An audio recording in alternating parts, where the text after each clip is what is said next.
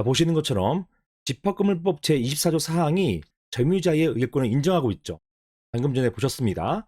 자, 이러한 규정은 입법 취지가 이렇습니다. 즉, 임차인 등 점유자들도 관리인의 해임, 선임에 대한 대전 집회에 참석해서 부분수재를 대신해서 의결권을 행사하도록 함으로써 집합건물의 관리를 더욱 건실하게 하기 위한 것으로 보입니다. 즉, 점유자가 건물 관리에 참여함으로써 이런 관리가 더욱더 건실하게 된다는 것이에요. 따라서 점유자의 의결권 행사 방법을 제한적으로 해석하는 것에 대해서 신중을 기할 필요가 있다고 할 것입니다. 그리고 이러한 입법 취지가 직접 참문석의 경우로만 의결권 행사 방법을 제한하는 의도로 보이지는 않습니다. 결국 임차인을 포함한 점유자들은 관리인 선임과 관련해서 서면 결의를 할 수 있을 것으로 보입니다. 사실은 이게 쟁점이 된 사안이 있었어요. 쟁점이 된 사안이 있었고, 제가 이 법 통과되자마자 이 규정을 통해 가지고 관리인을 선임했습니다. 그것도 서면 결의로 선임을 했고, 여기에 대해서 당연히 일부 구분수재가 반발했죠. 반발해서 점유자가 서면 결의를 한 것은 잘못이다 라는 주장을 했었고, 여기에 대해서 서울중앙지방법원, 그리고 서울고등법원, 그리고 대법원까지 모두 점유자가 서면 결의에 참여하는 것에 대해서 그 유효성을 인정했습니다. 그래서 이게 나름 정리가 된 거예요. 관련해서 자세한 내용이 제 블로그에 보시면, 저 네이버 블로그에 보시면 2019년도 8월 3일자 글이거든요. 여기 그때 일을 정리해 놓은 것입니다. 그래서 임차인도, 즉 점유자이죠, 서면 결의에 의한 부분 소유자의 의결권을 행사할 수 있는가, 여기에 대해서 대법원까지 결정이 났어요. 보시는 것처럼 이게 판결문의 일부였거든요.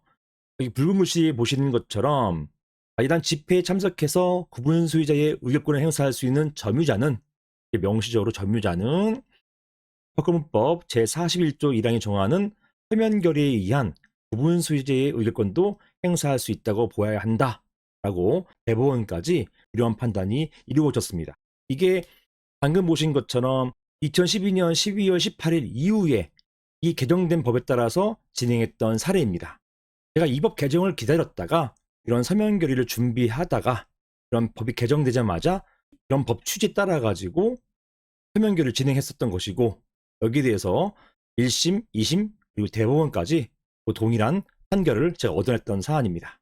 자, 그런데 여기에 대한 반대 하급식 판례가 나왔어요. 이 하급식 판례가 나왔는데 그 판례가 어떤 취지였냐 하면, 자, 1심 판결은 이렇게 보고 있습니다.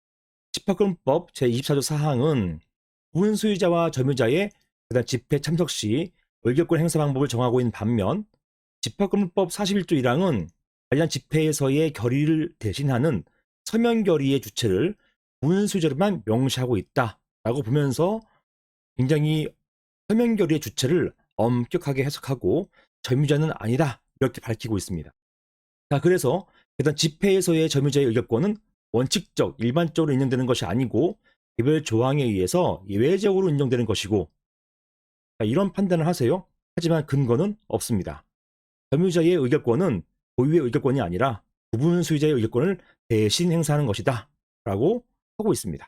하지만 여기에 있어서도 보통은 판단함에 있어서 그 뒤에 어떤 대법원 결정이나 판결 등을 같이 명시하면서 내가 이러한 판단은 대법원 판단에 따른 것이다 이렇게 표시하는데요. 그게 없어요. 즉 뭐냐면 이 해당 재판부의 본인 고유의 견해라는 것입니다. 그래서 이를 종합하면 부분 소유자의 승낙을 받은 전유 부분 점유자의 경우 관리인 선임에 관한 관련 집회가 적법하게 소집된 경우 이 관련 집회에 참석해서 그 구분 소유자의 의결권을 행사할 수 있는 것이지만, 명문의 규정이 없는 한 관련 집회의 결의를 대신하는 서면 결의 권한은 행사할 수 없다 이렇게 판시하였습니다. 그리고 여기에 별도의 근거는 없어요. 즉 이 해당 재판부의 독자적인 견해라는 것입니다. 이 판결을 가지고 오신 분이 계세요. 그래서 이 판결을 보니까 이런 결정이 내려졌더라고요. 여기에 대해서는 제 개인적 생각이지만 이 재판부가 대법원까지 갔던 이 사례에 대해서 몰랐던 것 같아요.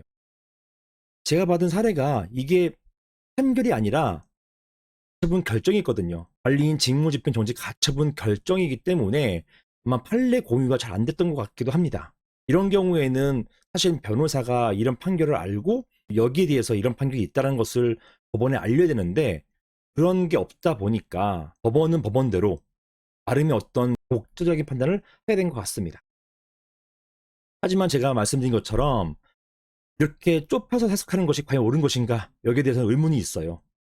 명문의 규정이 있어야만 서면 결의에 점유자도 참석할 수 있는 것이고 현재는 명문의 규정이 없으니 점유자는 서면 결의에 참여할 수 없다. 이게 이 하급심 판결의 취지인데요. 과연 이런 판결이适当한지는 의문이 있고 저는 여기에 대해서 반대 의견을 갖는 것입니다. 그리고 이 반대 의견회가 제가 받은 판결에 있어서는 대법원까지 결정이 이루어진 것이다. 이렇게 말씀드릴 수가 있겠습니다. 이상입니다.